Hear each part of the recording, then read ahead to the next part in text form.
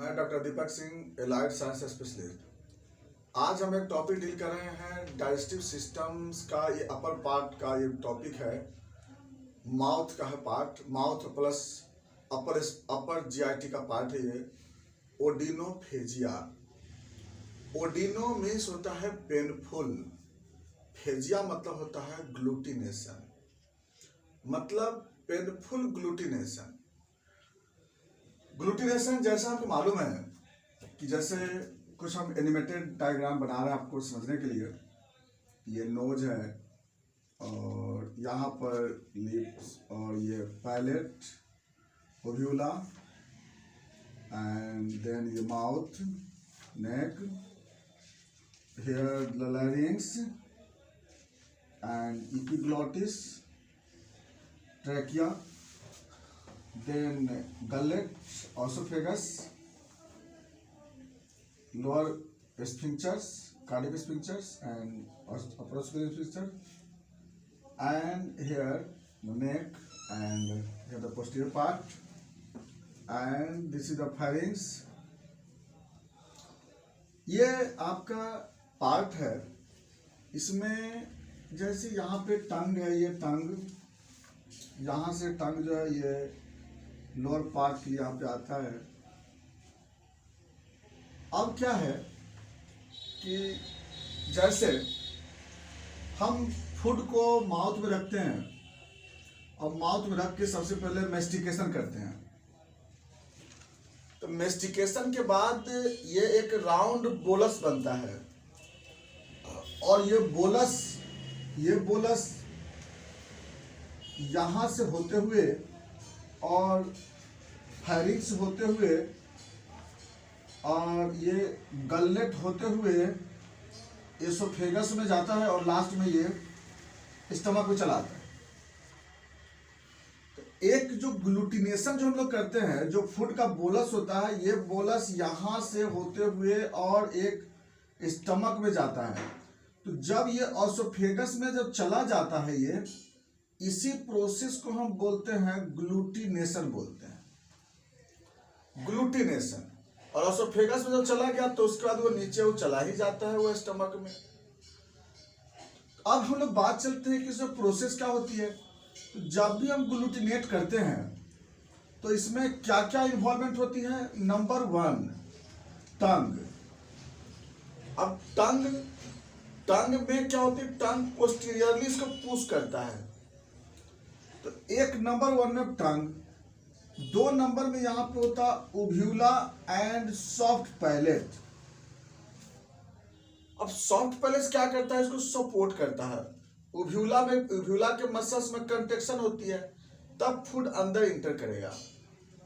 अब ये pharyngeal muscle जो होती है, ये फेरिंजियल मसल्स क्या होगी, इसमें अब कंट्रैक्शन होगा और फेरिंजियल मसल्स क्या होगा, ये कंट्रैक्ट होंगे और ये जब कंट्रैक्ट होंगे तो यहाँ से फूड जो है ऐसे होते हुए और इस लैरिंक्स के पार्ट से होते हुए और ये एसोफेगस के अपर एसोफेगस स्फिंक्टर तक आएगी। अब ये ओपन होगा तब फूड आ जाएगा फिर एसोफेगस में, और फिर एसोफेगस के बाद फूड चला जाएगा स्टमक में। यानी ग्लूटिनेशन में हमें कौन कौन सा इतना पार्ट इन्वॉल्व हो जाता है।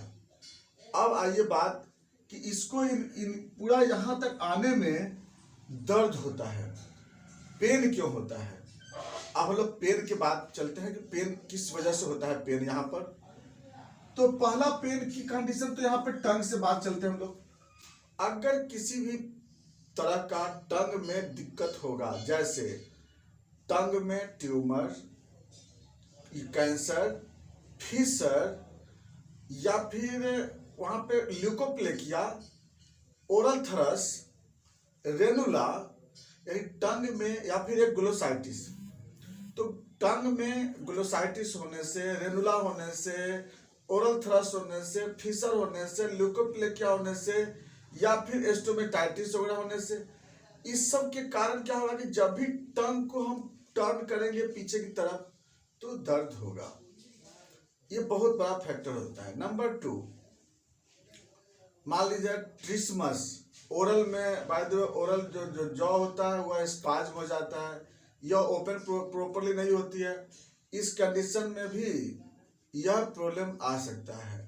नेक्स्ट प्रॉब्लम, जब ये हम फूड को टच करेंगे इस पैलेट से या उव्यूला से, तो उव्यूला में अगर बाय द वे इन्फ्लामेशन है, पैलेट में इन्फ्लामेशन है, तो वहां पे टच करने से भी दर्द होगी, एक वहां पे भी ओडिनोफेजिया उससे भी डेवलप होता है। नेक्स्ट, टॉन्सिल का प्रॉब्लम, टॉन्सिलाइटिस, चाहे वो फॉलिकुलर टॉन्सिलाइटिस है, क्विंसी है, कोई भी टॉन्सिलाइटिस है, उसमें भी जब फूड टच करेगा, जब उससे, क्योंकि वहां पे भी मसल्स में खिंचाव होती है टंग के कंप्रेशन से, तो इसके टॉन्सिलाइटिस के वजह से भी ओडिनोफेजिया डेवलप होता है। नेक्स्ट है फिर कॉमन कोल्ड या सोर थ्रोट। अब मान लीजिए थ्रोट में इन्फ्लामेशन है किसी भी तरह का, तो सोर थ्रोट होने के कारण मसल्स कंट्रैक्ट होगी, तब दर्द होगा। इसके बाद डिप्थेरिया, जिसमें डिप्थेरिया में फॉल्स मेम्ब्रेन बन जाती है, उसके कारण भी पेन होती है। Next, laryngitis and pharyngitis. तो अगर बाय द वे इसमें इन्फ्लामेशन होगा लेरिंग्स में या फेरिंग्स में, तो फूड तो उसी से टच करेगा और मसल्स में कंट्रैक्शन होगी, तो वहां भी दर्द होता है। नेक्स्ट, हाइड्रोफोबिया, रेबीज वायरस के कारण वेगस नर्व डैमेज होती है, वेगस नर्व में इस्नोफिलिक गैनोसेफेर हो जाती है, इसके कारण जब भी वह फूड जब इनहेल करेगा तो फेरिंजियल मसल में स्पाज्म होती है, और जब जब खाना खाएगा पानी पीता है, तब भी पानी, ऐसा नहीं कि सिर्फ भोजन से ही है, ये जो पेन होता है ना, वाटर लेने से भी होता है, कोई फ्रूट लेने से भी होता है, तो वाटर लेने से भी या फिर खाना खाने से। तो जनरली हाइड्रोफोबिया वाले पेशेंट को रेबीज वायरस के कारण भी यहाँ पे दर्द होता है। नेक्स्ट, ऑसोफेजियल डिसऑर्डर्स, जिसमें एक आता है इस्नोफिलिक एसोफेगस, जिसमें इस्नोफिल जो होती है, इस्नोफिलिक एसोफेगस हो जाता है, जिससे कोल्ड से सेंसिटिव हो जाता है, चाहे वो कोल्ड डाइट से हो, कोल्ड ड्रिंक से हो, या ऐसे मरीज जिसमें इस्नोफिल बाहर आता है, उस पेशेंट को इस्नोफिलिक कंडीशन डेवलप करती है, और उसके कारण जब जब वो खाना खाएगा तो जो ऑसोफेगस में स्पाज्म हो जाता है, तो ऑसोफेगस सिकुड़ जाएगा, दर्द भी होने लगता है, ये भी एक कारण है। नेक्स्ट कॉज आता है ऑसोफेजाइटिस, ऑसोफेगस में इन्फ्लामेशन होगा, फिर भी पेन होगा। ऑसोफेजल डायवर्टिकुलम, इसमें भी दर्द होगा। एक्लासिया कार्डिया, जो कि एक्लासिया कार्डिया में जो लोअर एसोफेजियल स्फिंक्टर होती है वह कंस्ट्रिक्ट रहती है, वह नैरो रहती है, वो खुलती नहीं, वो रिलैक्सेशन नहीं होती है, तो उसके कारण भी पेन होगा। तो पेन होने का रीजन यहाँ तक आता है, और ये सब कंटेंट के कारण दर्द होता है। जब भी कुछ फ्लूइड लेगा तो दर्द होगा। अब आते हैं सिम्टम पे। इसका सिम्टम क्या होगा? तो सिम्टम यही होगा कि जब भी कोई वह इनटेक करेगा injection of fluid, injection of food, then pain develop in any part. कहाँ कहाँ? तो पेन डेवलप इन साइट, कहाँ कहाँ? पहला tongue, mandible, tonsillar area, temporomandibular junctions, उसके बाद at the site of ear, palate, pharynx, larynx and oesophagus. यानी ये जो पेन है ये सारी जगह पेन का साइट होंगे, एक जगह नहीं कई जगह पेन डेवलप होंगे। इसीलिए हम बोल रहे हैं ना कि इसमें जहां जहां बोले हैं सारी जगह पेन डेवलप होंगे। ईयर के नीचे, पैरोटिड ग्लैंड के एरिया में, या फिर टेम्पोरोमैंडिबुलर जंक्शन के नजदीक में, या टंग के नीचे मैंडिबुलर एरिया में, सारी जगह पेन होता है। नेक्स्ट अब आते हैं, तो ये सिम्टम है। दूसरा, इंजेक्शन डिफिकल्टी, इंजेक्शन तो हुआ ही नहीं, उसके बाद पेशेंट क्या होगी? डिहाइड्रेटेड होगा। पेशेंट पानी नहीं पिएगा तो डिहाइड्रेशन होगा ही। हंगर रहेगा पेशेंट में, अब भूख तो लगा हुआ है लेकिन खा ही नहीं पा रहा है मरीज, क्योंकि यहाँ तो दर्द हो रही है। तो पेशेंट में क्या होगी? इस सब के कारण क्या होगा? एक तो डिहाइड्रेटेड होगी, फ्लूइड की कमी होगी, इसके कारण वेट लॉस होगा। ठीक है, वेट लॉस होगा। दूसरा है कि जब भी वो खाता है तो इतना सीवियर स्पाज्म होता है, तो severe spasm develop in throat and abnormal heaviness feeling in the throat. इस तरह से उसको सिम्टम मेन इसमें आता है, क्योंकि ओडिनोफिलिया तो खुद अपने आप में सिम्टम है, लेकिन इसमें भी सिम्टम हम बता रहे हैं कि इरिटेशन, पेन ये सब डेवलप होती है। अब पेन का ये सब जो साइट है डेवलप होता है। साइन, जब भी हम देखेंगे ओरल एग्जामिनेशन करके तो टंग में कोई दिक्कत होगी तो टंग में स्वेलिंग या उसका डिस्कलरेशन होगी, माउथ ओपनिंग प्रॉपर होगी नहीं, टॉन्सिल में प्रॉब्लम होगा तो टॉन्सिल का कलरेशन अलग होगी, थ्रोट में अगर कोई प्रॉब्लम होगा तो थ्रोट का कलर होगा। ये जनरली वहां पर आपको डिस्कलरेशन मिलता है। साइन नहीं मिलेगा और कोई इन्फ्लामेशन होगा तो पल्स रेट होगा, देखते हैं बड़ी टेम्परेचर बढ़ा हुआ मिलता है। नेक्स्ट कॉम्प्लिकेशन, क्या होगा कॉम्प्लिकेशन? अब जब मरीज खाना ही नहीं खाएगा तो क्या होगा? वेट लॉस होगा, उसके बाद हार्टबर्न डेवलप होते रहेगी, खाना नहीं खाएगा तो बार बार एसिड फ्लैचुलेंस होते रहेगी। इसके बाद ओरल में भी कुछ ना कुछ वहाँ पर और ज़्यादा इन्फेक्शन होते रहेंगे, जब कुछ अप्लाई नहीं कर पाएगा, पानी भी नहीं पी पाएगा और डिहाइड्रेशन भी होता है, आपको डिहाइड्रेशन होगी, वीकनेस होगी, ये सब कंडीशन उसमें कॉम्प्लिकेशन देखने को मिलता है। माल न्यूट्रिशन होगी, ये सब माल न्यूट्रिशन डिजॉर्डर्स भी आ सकता है मरीज में, तो कितना दिन तक दिक्कत होने जाएगी और ग्रेजुअली पेशेंट का हेल्थ लॉस होते चला जाएगा। इन्वेस्टिगेशन, सबसे पहला तो इसमें आता है मैनुअल डायग्नोसिस।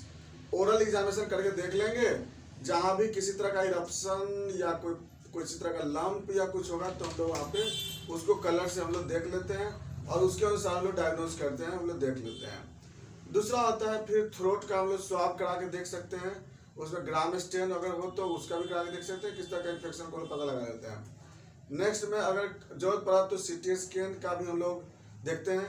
उसके बाद अगर ऑसोफेगस में डिजीज होगा तो इंडोस्कोपी वगैरह कराते हैं। हालांकि पेशेंट तो पेनफुल है तो जल्दी अलाउ नहीं करेगा, क्योंकि पेन हो रही है तो इंडोस्कोपी के अलाउ नहीं करेगा, ये तब फिक्स है। लेकिन होती है किसी तरह से एनेस्थीसिया दे करके, पेन किलर दे करके हम लोग देख सकते हैं, या फिर सीटी स्कैन कराएंगे तो उसमें हमें मिल सकता है।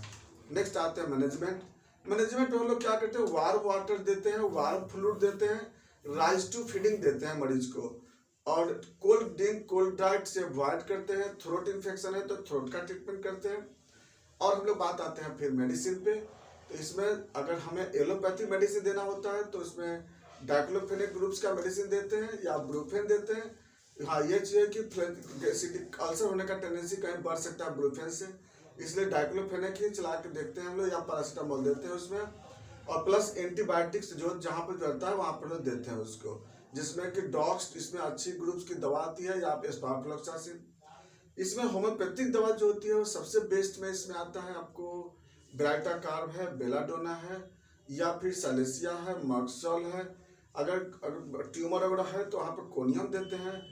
ये सब कुछ की दवा हम लोग जिस तरह का होता है उसके अनुसार हम लोग वहाँ पे दवा चलाते हैं।